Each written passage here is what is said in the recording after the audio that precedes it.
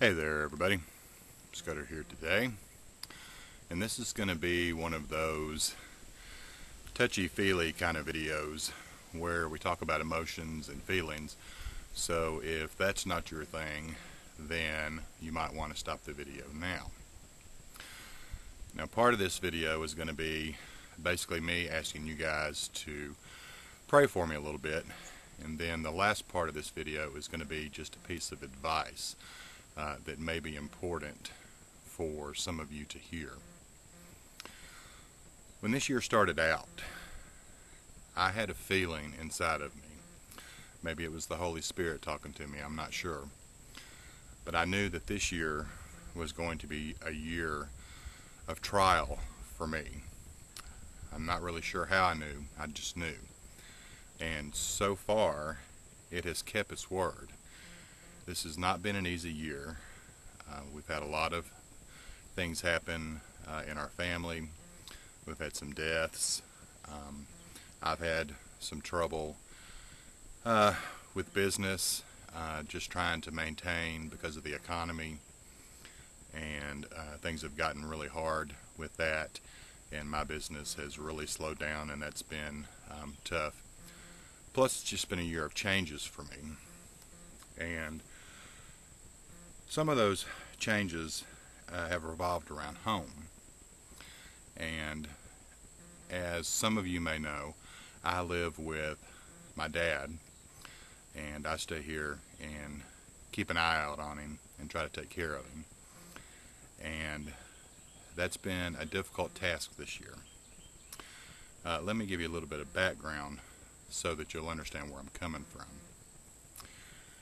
My dad and I when I was young, my dad and I were pretty close, and even after the divorce of my parents, my dad and I would stay close. I would always, get so excited when the weekends come when I was going to go stay with him, because I knew I was going to get to spend all weekend with Dad, and that was always a big time for me, and I looked forward to it quite a bit. And so I kind of idolized my dad when I was young. And as I got older, I don't think that changed, but of course I started getting older, became a teenager and young adult, and I changed. I went through some life changes, and Dad and I got to the point, we came to a crossroads over one particular issue in my life, and that basically separated us for about 10 years. Where we really didn't have anything to do with each other, or we barely spoke.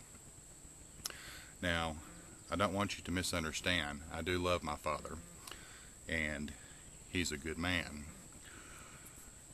Problem is that my dad is one of those men who doesn't understand what it means to communicate as a father. He very rarely ever speaks. He very rarely ever talks, and when he does, it's usually just a sentence or two.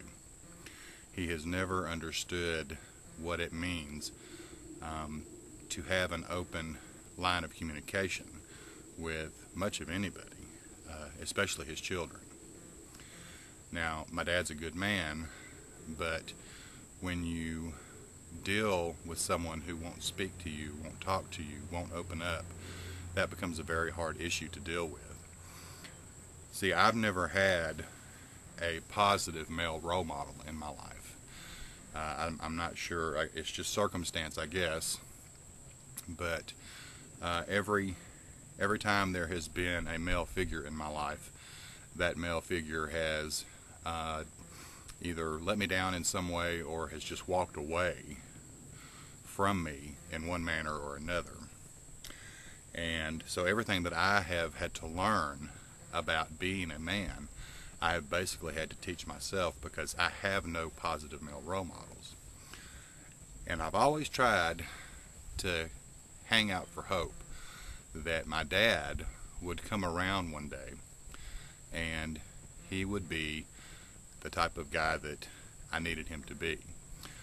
See, even though us guys, we grow up, we become men, and we lead our own lives, there will always be a little boy inside of every man who needs his dad. And that has never changed with me. And I've tried for the last 10 years to establish that type of relationship with Dad. That was one of the reasons why, after 10 years of not speaking, I moved down here to live with him and to watch after him, in the hopes that we could open those lines of communication, mend fences, and try to make something of our relationship together. And unfortunately, I think that has failed rather miserably. We're having a problem now where he's just, even when I try to talk to him, I ask him questions, he just pretty much bottles up and he doesn't speak very much at all. So where I've gotten to the point to where I'm kind of tired of trying anymore, and I don't want to let the hurt affect me anymore. So I'm at a point now to where I need to be able to just make peace with the fact that Dad is just Dad. He's who he is. He's never going to change. And I need to accept that and move on with it, so to speak. Now, I'll always be around to take care of my dad if he needs me to be. But I need prayer from you guys to help me make peace with the fact that he is never going to change, and he's never going to be truly the father that I've always needed him to be for me. So if you guys would just remember me in prayer right now, I would appreciate that, because this has been a very long ordeal, and I need a little help in the prayer department anyway. I'm a strong man, and I will rise above this situation, and I will be okay. That I am confident about. I'm a survivor, and I have always had to be. Excuse me. So I will make it through this.